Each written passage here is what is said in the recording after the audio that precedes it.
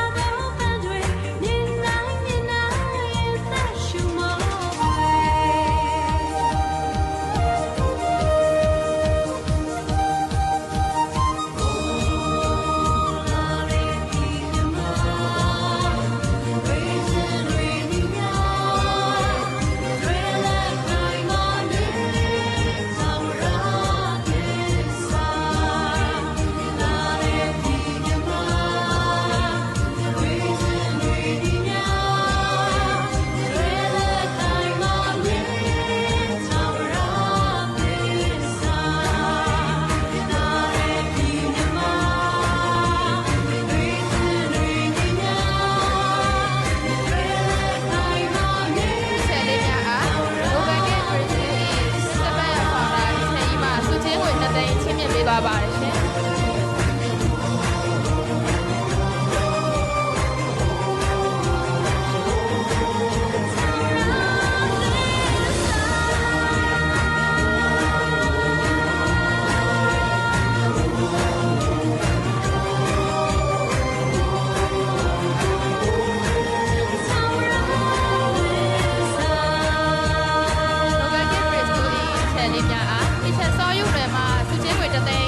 သွားပါတယ်ရှင်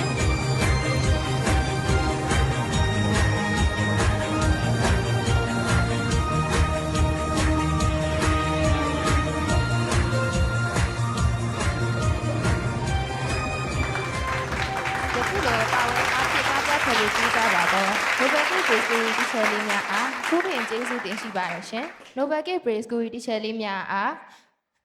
တားလင်းနေဆွဲမှန်မှာအစုတော်ငွေတသိန်းဂုဏ်ပြုချီးမြှင့်သွားပါတယ်ရှင်